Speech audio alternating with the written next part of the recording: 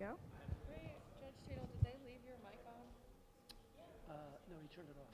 Okay. He said he turned it on. Okay.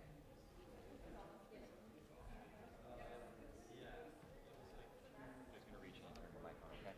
So it's going to be live. It'll be live. Ready? Okay. That yours? It was really good. It is green. Good afternoon. It is so wonderful to be back at Dartmouth. My name is Kami, and I graduated from the college in 2024. I'm the Supreme Court and appellate practice researcher at Milbank, working alongside former acting U.S. Solicitor General Neil Tatel, class of '91.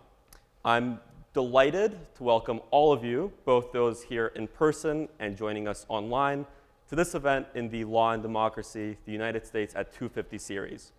This series is co-hosted by the Rockefeller Center and Dartmouth Dialogue, and invites us to reflect on how our democratic ideals are expressed, tested, and renewed through law.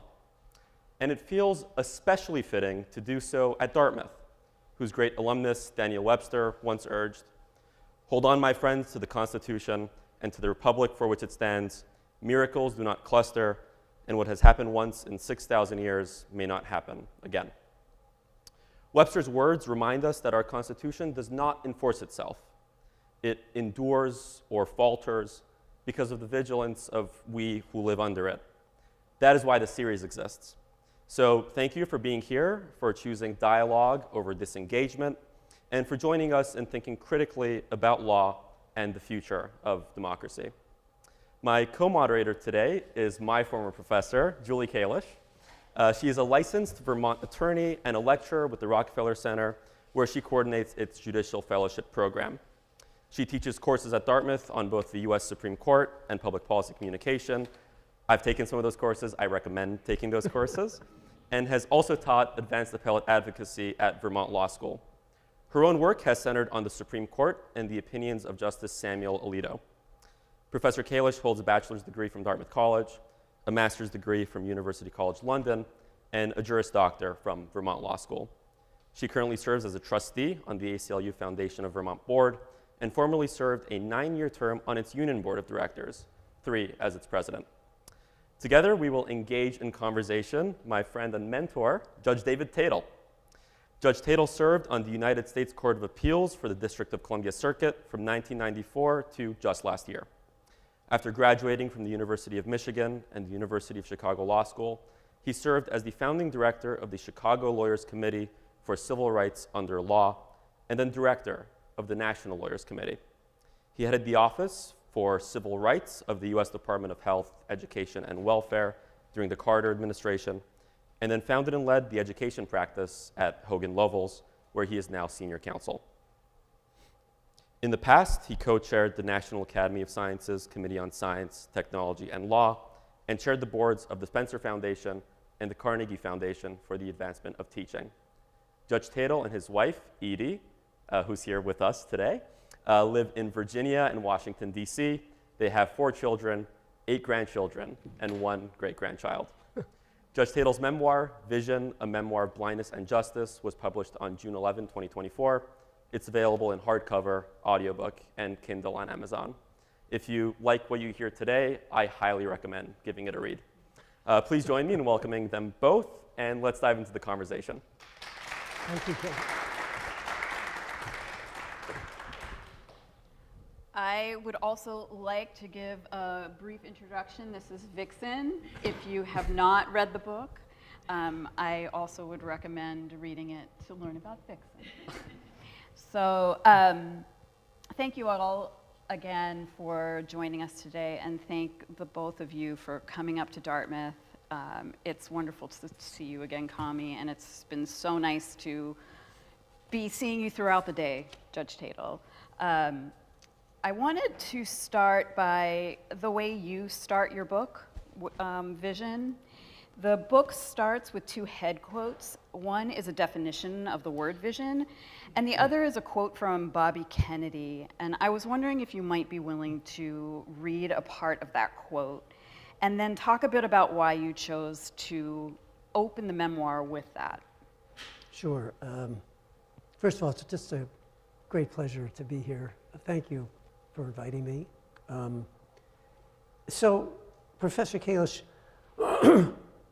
I've probably given 100 book talks. You're the first person who's asked me about the Robert Kennedy quote. So I picked, it's called the Ripple of Hope passage. I included it first because I'm a huge admirer of Attorney General Robert Kennedy. Second, as you hear it, the language is deeply moving in and of itself, especially when you think about when and where he gave this speech. This is an excerpt from a speech Robert Kennedy gave 1965 in South Africa at the height of apartheid, the worst, most rigid part of apartheid for black South Africans. Nelson Mandela was in Robben Island, and there was little hope. Here's his speech. Let no one be discouraged by the belief that there is nothing one man or one woman can do against the enormous array of the world's ills, against misery and ignorance, injustice and violence. Few will have the greatness to bend history itself, but each of us can work to change a small portion of events, and in the total of all those acts will be written the history of this generation. It is from numberless, diverse acts of courage and belief that human history is changed. Each time a man stands up for an ideal, or acts to improve the lot of others, or strikes out against injustice, he sends forth a tiny ripple of hope, and crossing each other from a million different centers of energy and daring, those ripples build a current that can sweep down the mightiest walls of resistance. 20 years after Robert Kennedy delivered those words in South Africa, Nelson Mandela became president of the country. That's why I use this quote.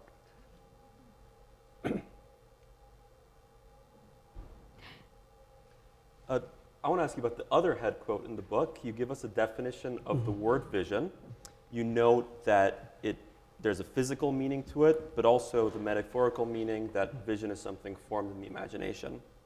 You say in the book that you, quote, regret not talking about your blindness sooner.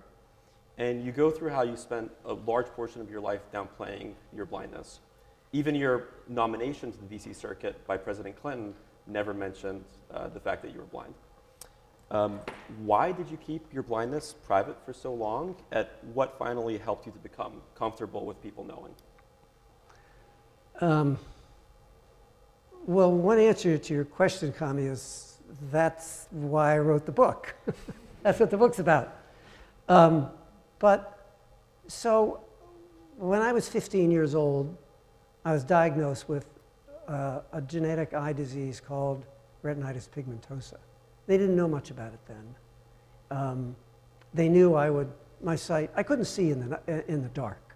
That was the symptom. And I had limited peripheral vision, but otherwise I functioned like a sighted person. As Kami said, for the next 20 years, I hid this as best I could.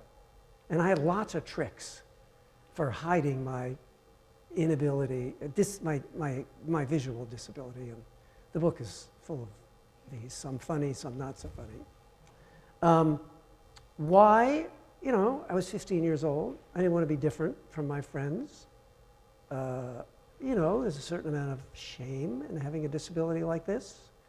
Even by my mid-30s, when I became obviously blind because I had to start using a cane, I never talked about it. In my 30 years on the DC Circuit, I never talked about it. I wanted to be known as a judge, not as the blind judge, but as the judge who happened to be blind.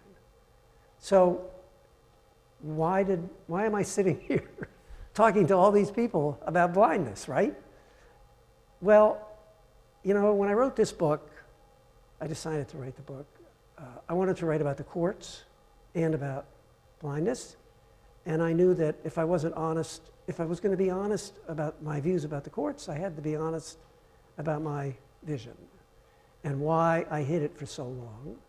And writing this book played a major role in coming to terms with it.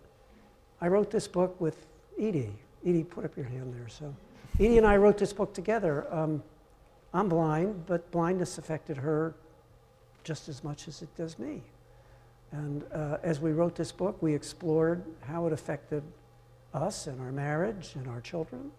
And as I wrote, I became more and more comfortable with blindness. Vixen, I didn't get Vixen until 6 years ago. Up until I had Vixen, I used a mobility cane. But having Vixen also made me, when you're walking around with a cane, people don't stop and say, that's a cool cane, you know, how does it work? But when you have a guide dog, everybody wants to talk about the dog. And so she made me more comfortable talking about the dog. So it was a combination of the book, combination of wrestling with these issues with Edie, of Vixen, but most important point in all of this is what's happened since the book came out, Connie. This book came out over a year ago. I've had hundreds of emails and letters and conversations, both Edie and I, with people who say, I read Vision and it tells my story too. And they tell their own story about how they hid their disability, whether it was visual or hearing, or whether they had diabetes, or whether they were suffering depression. It turns out, I didn't know this until I wrote this book and started getting these emails, that what I was doing when I was a little kid and an adult, that what I was doing was actually quite human. And I'm never going to write another book, but if I did, it would be about that. It would be about what Edie and I have learned from the aftermath of this book. It's been quite profound for both of us. The structure of the book really does bounce back and forth between this story, the very personal story of this coming to terms, and the story of your professional life. Right. First, you had a very long, really impactful career as a civil rights attorney before you then spent 30 years on the DC Circuit. And I don't want to impose my own interpretation on that, but I felt like those two stories were really interacting in some profound ways. And I was wondering if you saw those connections while you were writing it or intended them. Well, maybe I can answer that with just relating quickly a story from the book, which I think brings the two themes together sort of perfectly, at least in my mind. It's in chapter 6, called Too Beautiful to Burn, where I tell the story of a civil rights case I handled in Mississippi in the 1970s. I've done a lot of civil rights work in Mississippi and some in Alabama. And this was the first time as a practicing lawyer that I actually was handling a case by myself in federal court. It involved a boycott that the NAACP conducted of a small town in Mississippi called Port Gibson. A boycott to try to force the merchants to hire black people and treat them respectfully. The case is very complicated. I hope you'll buy the book and read the chapter. But the story relates to a day when I was arguing a case before a Southern federal judge named Orma Smith in Oxford, Mississippi. I made the first part of this story, the first significance of this story is this judge was one of many federal judges in the South, appointed by Republican and Democratic presidents, who took their oath of office and went about enforcing the 14th and 15th Amendments at great risk to themselves. They rose above the segregated roots and enforced these important post-Reconstruction amendments. They were the best of the federal judiciary.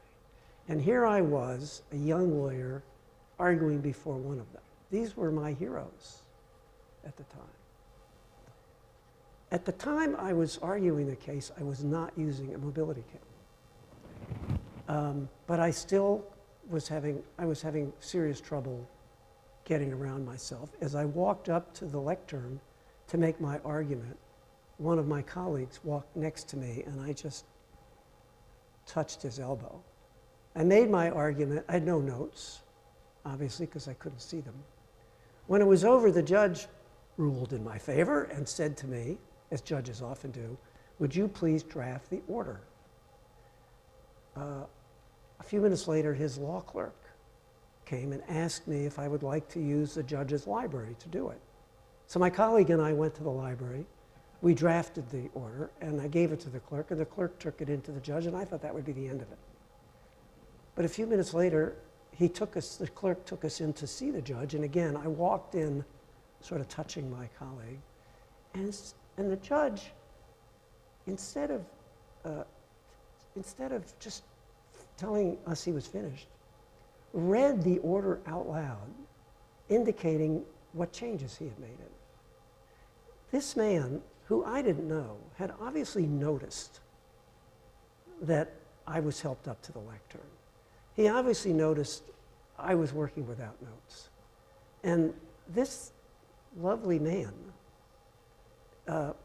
accommodated to me by inviting me into his chambers and reading the changes. He signed it, thanked me, we shook hands, I left. He never said anything about it. I tell the story in the book because, you know, it brings together two major threads in my own life. One, the thrill I had for arguing professionally. We're arguing a case before this great federal judge who was my model of what a judge should be. And his reaction and handling of my obvious disability. He never said anything about it. He simply accommodated what he did to ensure that I could function as a lawyer. That, to me, I tell the story not just because it's a great civil rights story, but because I hope people who read this book and who are dealing with people with disabilities see that as a useful model for how to function. I'd actually like to ask you a question about judging. Yeah.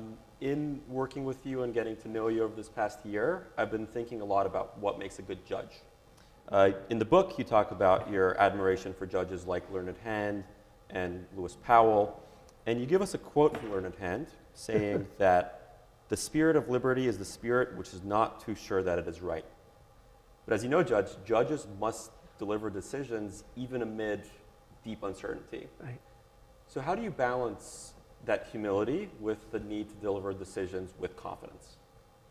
Well, first of all, when Kami says he's been thinking about this, it's a bit of an understatement. He and I have been talking about this for a year, right? Yeah. Yes. I use that quote from Learned Hand because when I was nominated to the DC Circuit by President Clinton, you know, I was a practicing lawyer. I hadn't been a judge. And so I spent the summer while I was waiting for my Senate confirmation hearings reading judicial biographies.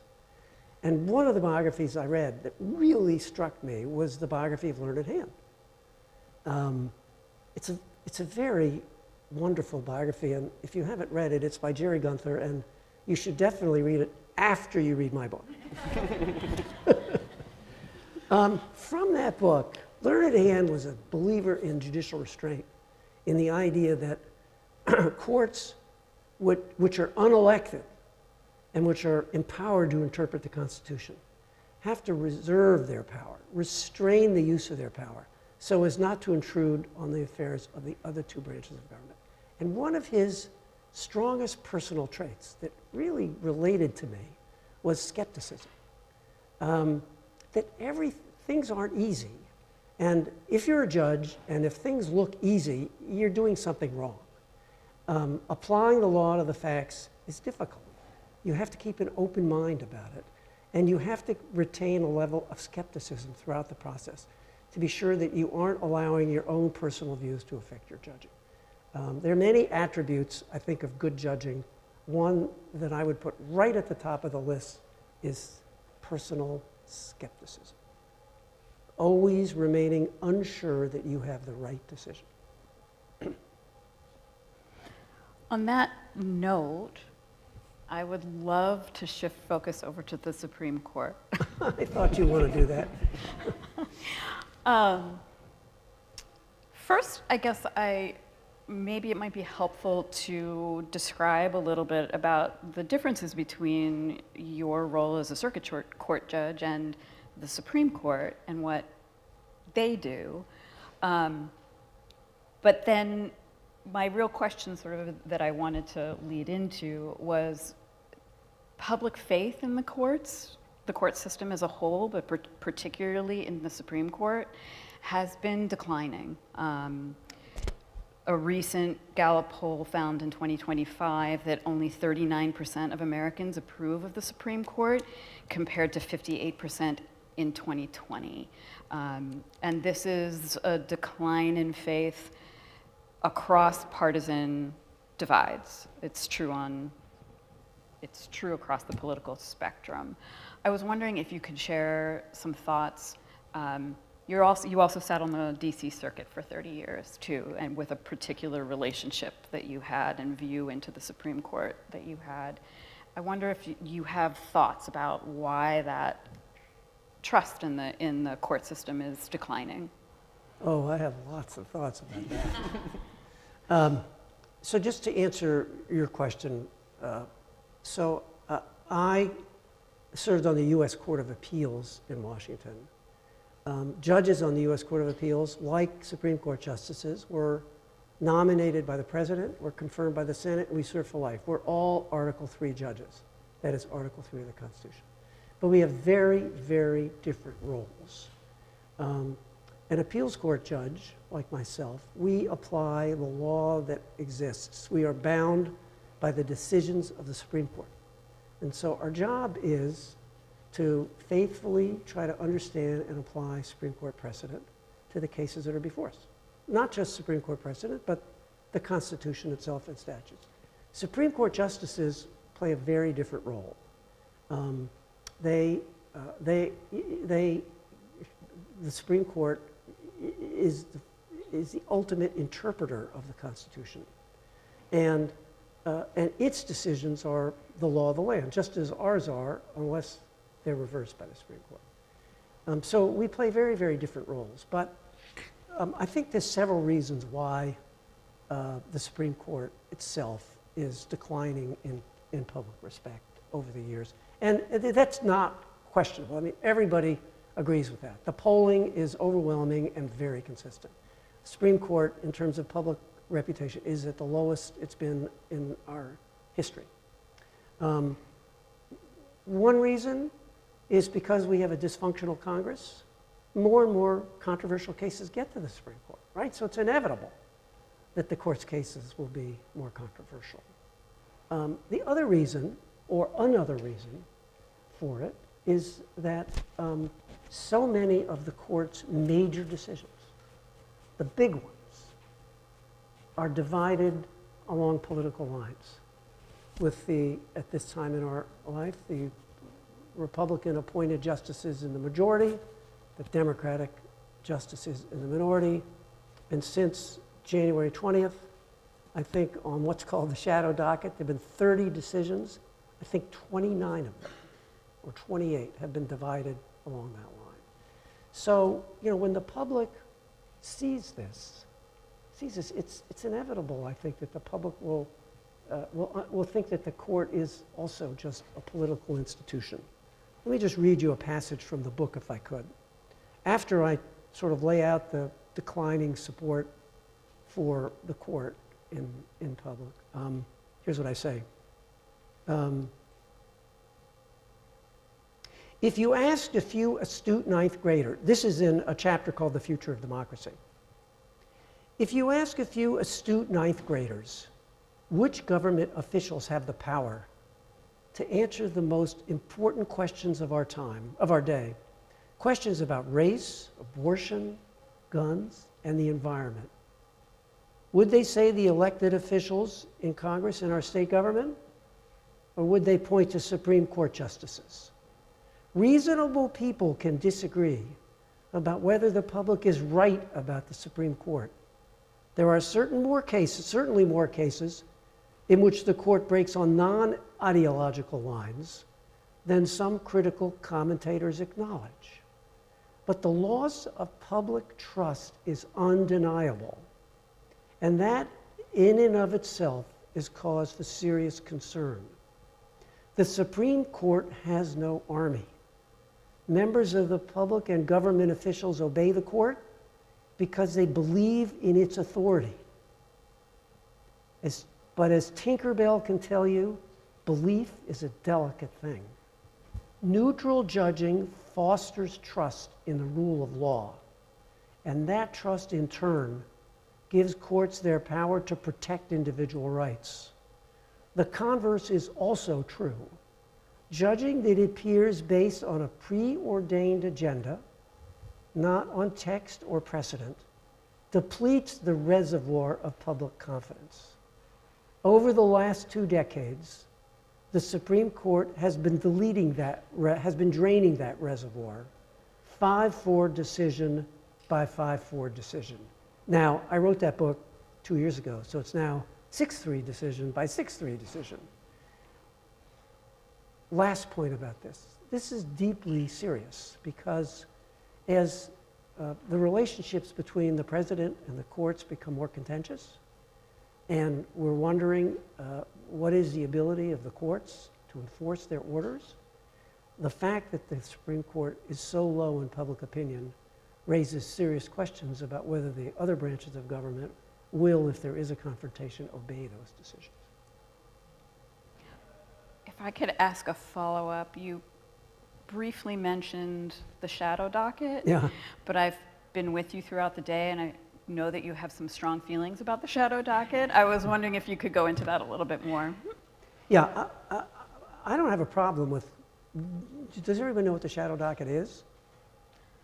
Yeah. Well, I think it's probably worth explaining. Yeah. Okay, briefly. Supreme Court normally, like all courts, decides its cases. Here, briefs get filed, here's oral argument, it writes an opinion, issues the opinion. Those are called merits cases. But in emergency situations, the court has to act quickly, like to prevent the execution of someone if they need to ultimately decide the case, or to maintain the status quo until a case is decided. That's used to be called the emergency docket, it's now called the shadow docket. In the past couple of years, more and more major cases have ended up on what's called the shadow docket. There are dozens of articles, books written about it. I'll just say what one of my major concerns about it is this. My book is about, not so much about the results of decisions, but the process of judging. And one of the key elements in judging, one of the most important elements in judging, is the opinion. Members of Congress, they vote yea or nay. But courts have to explain their decisions. If we're unelected, we're unaccountable politically. So courts have to explain the basis for their decision in terms the public can understand, so that the public will have confidence that the decisions of the courts are legitimate acts of judging and not just the policy views. So the written opinion is absolutely essential to the integrity of the judicial process. The problem with the shadow docket is that the overwhelming number of decisions come without opinions.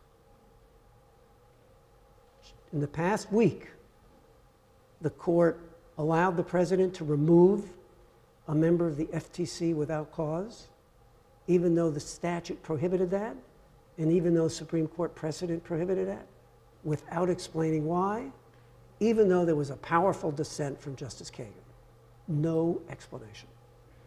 2 days later, they allowed the president to impound $4 billion in foreign aid funding, saying in a one-sentence order that the plaintiffs couldn't bring the case because the Impoundment Control Act prohibited it. That's all they said about it, even though the Impoundment Control Act says just the opposite, and Justice Kagan wrote an even more powerful dissent. Both of these decisions were 6-3, with the majority, with the 6 Republican appointees in the majority, the 3 Democratic appointees in the minority. No wonder the public thinks the Supreme Court is a political institution. It's functioning like Congress. It votes yea or nay on major cases. To me, that's the most destructive part of the so-called shadow docket. This talk is, Judge, I understand, part of a year-long series to reflect on the 250th anniversary of the Declaration of Independence. One of the charges the founders made against King George in that document was that he made judges dependent on his will alone for the tenure of their offices and the amounts and payments of their salaries. Why do you think the founders had such a concern for judicial independence? Do you see any threats to judicial independence today? And how do we safeguard against those threats? Well, so I'm not a historian, but you know, I've read a lot of books about the framing of the Constitution. So, you know, I think there were 2 things about that, Kami. You know, many of the, well, the first one is that the colonists knew that in England, judges did have lifetime appointments. They served for good behavior, and their salaries were protected. So the colonists knew about the existing relatively independent judiciary in England at the time. But those that didn't exist in the colonies. The judges were appointed by the king and could be fired by the king, and they could not be paid. So the colonists knew that. And as, you know, and the colonies, in the colonial constitutions, they did have judges protected against arbitrary firing. So this was deep in the DNA of pre-Declaration of Independence America, and definitely post-Declaration America. And you know, the good behavior clause is in the US Constitution, as is salary protection. The framers of the Constitution knew, having lived under George III, that the best protection against arbitrary exercise of power is to divide the power among a number of people. Separation of powers. So they created 3 separate branches of government: executive, legislative, and judicial. And they knew that the judicial branch could not effectively check the other branches if it was dependent in its decisions on the president. So that's why they created an independent judiciary with life tenure. And that has, you know, been the most important element of this country's federal courts since then. The independence of the federal judiciary, the ability of judges like myself to decide cases without fear of political interference. That's why it was so important. Are there any modern threats to judicial independence? Yes, I think there are, well, yes. I mean, we've all read the same newspapers for the past 6 months, right? The attacks on the federal courts are a threat to judicial integrity, although I have enormous respect, just as I respected those great Southern judges in the 50s and 60s, you know, who at great risk to themselves enforced the post-Reconstruction amendments. Our district judges around the country are doing that again today, under great threat to them. I also worry that the Supreme Court itself is is weakening the separation of powers. In the book, the threat to democracy in the book that I talk about comes from the court, and its a constant enhancement of its own power at the expense of the political branches. Today, the threat is different. Today, the threat comes from the president's testing of constitutional limits and the court and Congress's failure to check the president. Indeed, the willingness of those two branches of government even to enable the president's breach of constitutional and statutory norms. So there's a serious threat in our country today to separation of powers. I think one of the things that's most interesting in recent weeks is that the dissenting justices in all of these cases, especially Justice Kagan, she is herself talking about the threat that the court itself is presenting to the separation of powers. She's used that phrase 2 or 3 times recently. I also wanted to quickly follow up on that as well, because one of the other things that we're starting to see emerge in some of that conversation about the shadow docket, about these decisions without explanations that are overruling the lower courts, is concern about what that does to the safety threats for the lower court judges. I have read people talking about the appearance of that the Supreme Court itself is helping to generate this appearance of partisanship amongst the judiciary. This is an unfair question because we didn't warn you about it, but I'm wondering, given what you've been talking about, your thoughts about that dynamic. Look, I know a lot of these district judges, and I can tell you they aren't intimidated by these threats. They are doing the best thing they can. I think it is unfortunate that the Supreme Court has not been more supportive of the district judges. And there have been several instances when the Supreme Court justices have criticized district courts, district judges. I think that's both unfortunate and unfair to the district judges. When I was serving as a judge, if I felt the need to criticize what the district judge had done, I assure you I didn't do it myself. I only did it if everybody on my court agreed. To criticize a district judge, especially in these times, with all the various threats to what they're doing, is not only not supportive, but my guess is that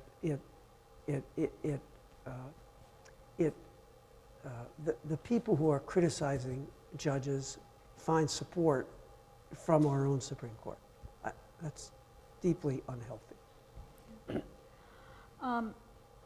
I would love to open things up for questions. I would ask you, there will be a microphone coming around, so if you can wait till you have the microphone to actually ask your question. When you do ask, it would be wonderful if you could introduce yourself. Are you a student? Are you a community member? Are you a former employee of Judge Tatel? Yeah, we love to also take our first questions from students. So we are accustomed to waiting in silence for a little bit until we get a student hand.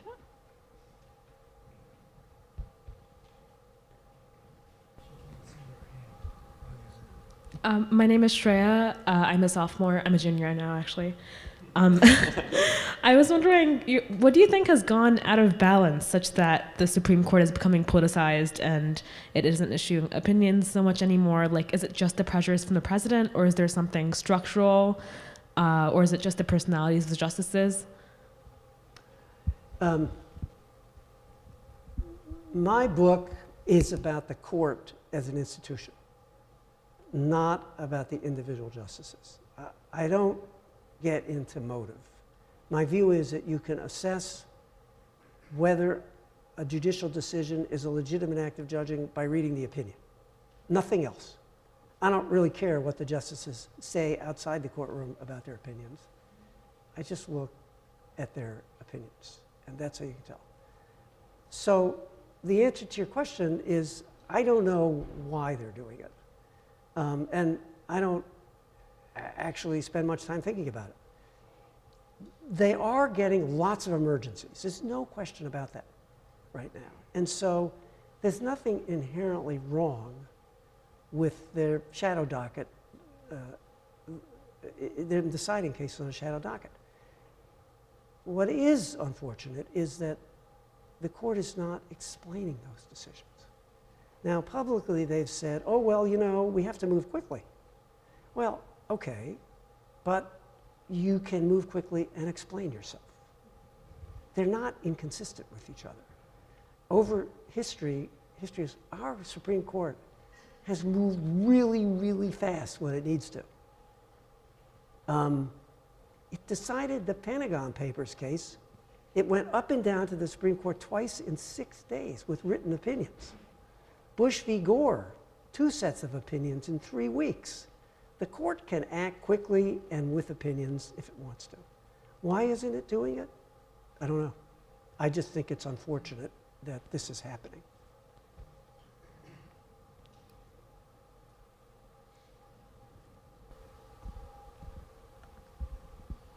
Hi, thank you so much for being here. My name is Luke. I'm a junior. I'm from Vancouver, Canada. I had a quick question, not about the Supreme Court, but about lower courts, because I think it's an area that's both very interesting and probably not talked about enough. I always find it interesting that about 80% of judges in the United States are in fact elected, of which many hold a membership or registration in a particular political party. I wanted to ask you about, A, your thoughts on that, and secondarily, if you think it has an effect on trust in the court system itself. Yeah, well, you're asking about the state courts. The federal courts, of course, are not elected. We're appointed by the president, confirmed by the Senate, and we serve for life. There's no state constitutional system like that. State judges are either appointed or elected, and in some states, like in California, the elections are nonpartisan. In other words, judges don't run against each other. They just run on their record, and in California, for example, they run every 10 years. I'm deeply concerned about how politicized state court elections have become in some states. Just look at Wisconsin in the past couple of years. Or North Carolina, those 2 states. They're perfect examples. Huge amounts of money were spent in elections on the Supreme Court of those states. And those elections changed membership of the court and dramatically changed the direction of the court. So in those states, the difference between the legislative process and the judicial process is largely erased, since they're so deeply political. Justice O'Connor, for much of her career, wrote and spoke about this constantly, and much of what she says and did say about it was right on target. Now, this isn't every state, but the states that have those elected courts are, I think, I think that to the extent we're talking about state democracy, I think their democracies are at risk. Wisconsin and North Carolina are just perfect examples. Electing judges is not a good idea.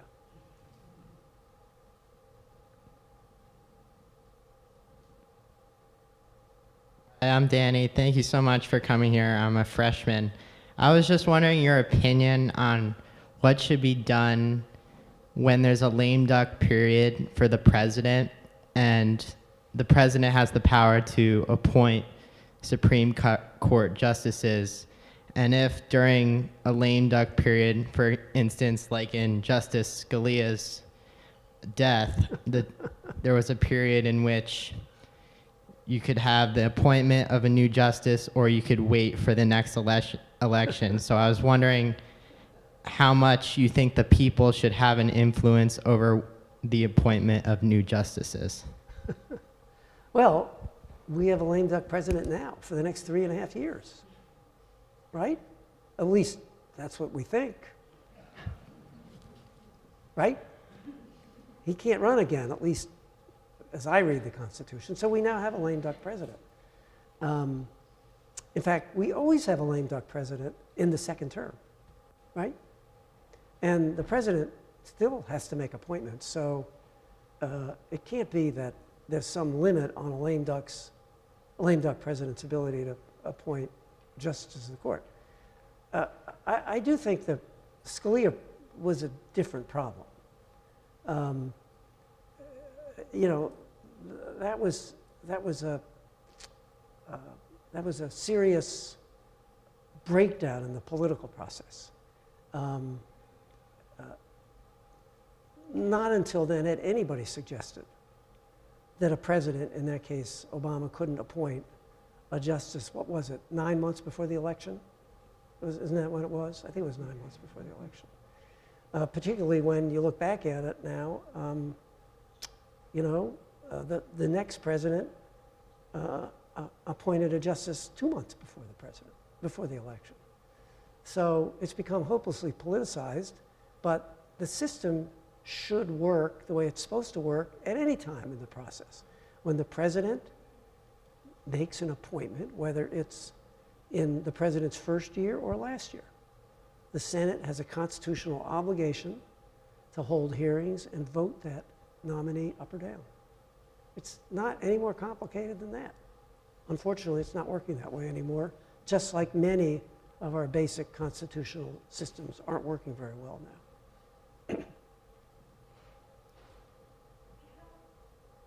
We have a question online from Jim, class of 1969. He's asking, how far will the conservative Supreme Court majority validate the unitary executive concept going forward? What will its advancement mean for the law and the society? Wait a minute, could you just repeat it a little slower? I heard unitary president, what? Yes, so it says, how far will the conservative Supreme Court majority validate the unitary executive concept going forward? What will its advancement mean for the law and the society? Okay, so the unitary presidency, the idea behind the, quote, unitary presidency is that the Constitution says that the executive power shall be vested in a president of the United States. And the people who believe in a unitary presidency believe that the Congress can't restrict the way in which the president runs the executive branch.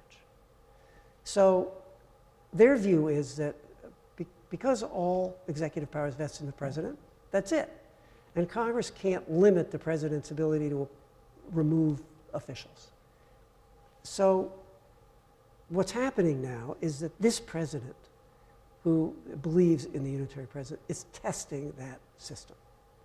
And you see it mostly with respect to our independent regulatory agencies like the FCC and the Consumer Product Safety Commission, and even the Federal Reserve Board. All of these statutes have provisions in them which prohibit the president from removing members without cause.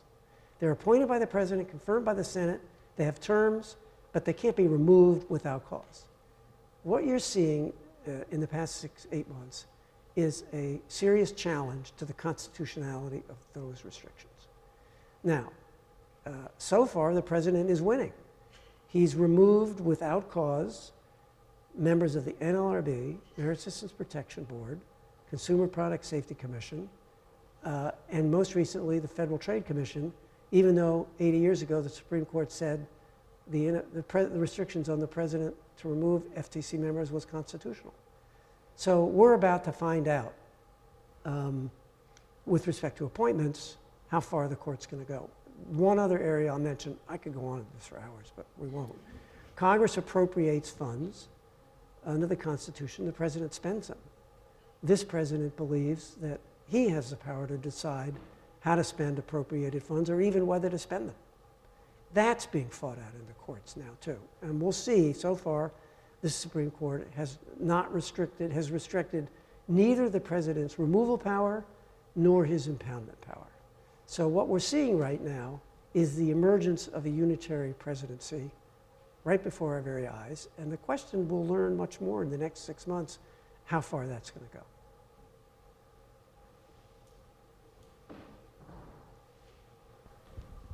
Hi, my name is Connor. I'm a freshman. A case that really stood out to me was earlier this summer when the Supreme Court limited the ability of federal courts to issue nationwide injunctions. Yeah. So I was just kind of wondering your thoughts on how this changes the role of the courts in checking and balancing the power of other branches, and also how it will affect like the court's ability to like uphold the law and ultimately like protect fundamental rights. So we could spend the rest of the day on the nationwide injunction case, but I'll just say this about this. You know, I, as a federal judge, had my own concerns about district courts entering nationwide injunctions. That's not necessarily a political question. That doesn't divide people politically. I won't go into the details about that, but I had my own concerns about it. Whether the Supreme Court's decision limiting anti-injunction, nationwide injunctions in that particular case, whether it limits the ability of federal courts to enforce their order depends entirely on how the Supreme Court interprets that case in the future. I'll give you just two examples. One is, it was clear from the oral argument that it's okay for the district courts to declare classes and issue class-wide relief, and class-wide relief can be nationwide. And so we have to wait, and so since then, 4 of the district judges whose nationwide injunctions were vacated have declared classes and issued class-wide nationwide injunctions. We have to see whether the Supreme Court sustains that. If it does, if it allows that, then the damage to district court ability to enforce its order will be limited. The other side of it is the court also said that district courts can issue nationwide injunctions if it's necessary to give relief to the parties before them. Now, we don't know how the court will interpret that in the future, but it could interpret that in a way that still allows nationwide injunctions. So, as they say in the law, the jury is still out on how damaging that decision really is. We just don't know yet.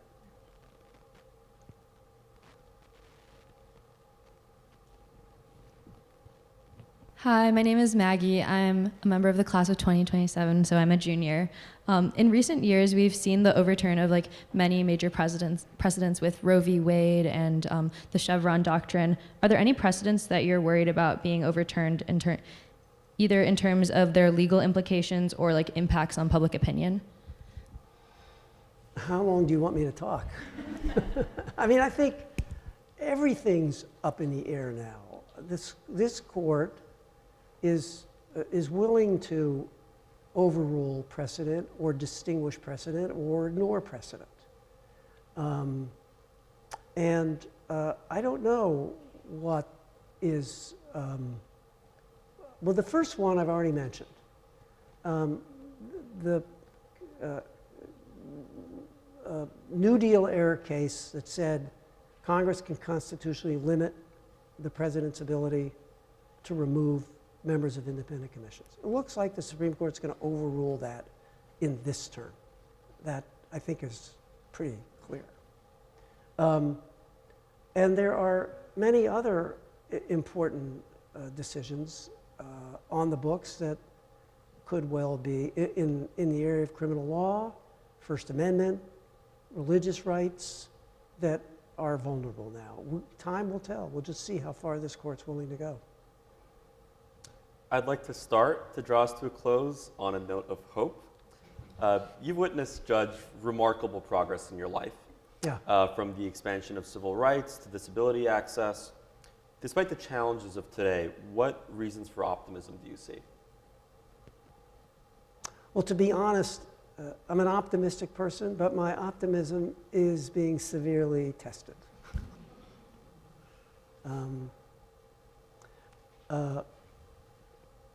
I'm deeply worried about the integrity of our constitutional system that we know and is so important to protecting against the abuse of governmental power. I'm deeply worried about it. But that said, I still hope that the system, our democracy is going to be saved by two things.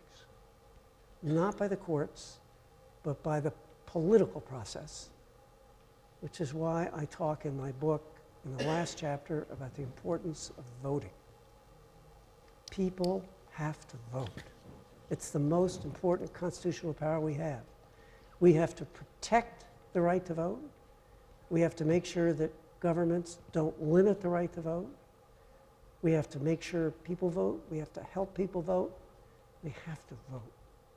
That's the ultimate thing. The second thing goes back to the Robert Kennedy quote. I love the Robert Kennedy quote. The Robert Kennedy quote says, you know, we may not change the world, but we can all individually, you know, do small things that in their entirety can make a big difference. I started the book with Kennedy. I ended it with Kennedy. Here's what I say at the very end, now that I'm retired. I say this: I won't any longer be writing opinions of national significance, but I can continue my lifelong commitment to equal justice, one pro bono case at a time. In the words of Robert Kennedy, maybe I can change a small portion of events.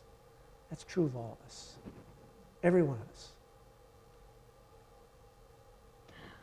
I have a very strong impulse to close it there, but we have a tradition at Rocky to have our speakers close with some advice for our undergraduates.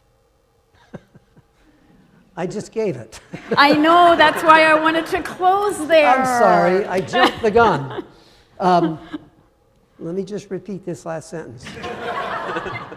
This is true of every graduate of Dartmouth. Maybe I can change a small portion of events and change them for the better. I mean, that's my advice. You're going to end up, the undergraduate, you're going to end up with one of the most prestigious college degrees in the country. That's a powerful weapon for a college graduate. And there are so many things in our society that individuals equipped with the skills Dartmouth graduates have can do to make a difference for our country and to protect our democracy. Thank you. Thank you all so much for coming.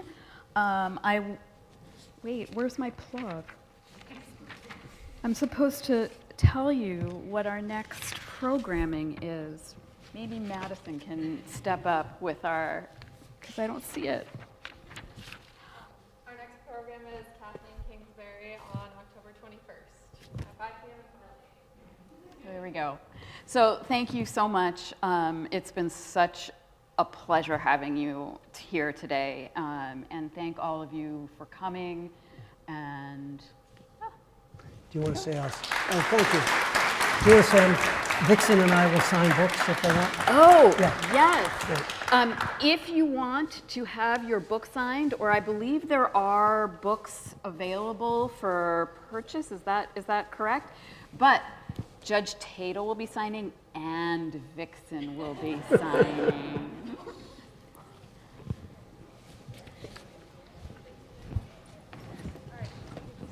Nice job, thank you. Thank you. I'm still hooked up here, right?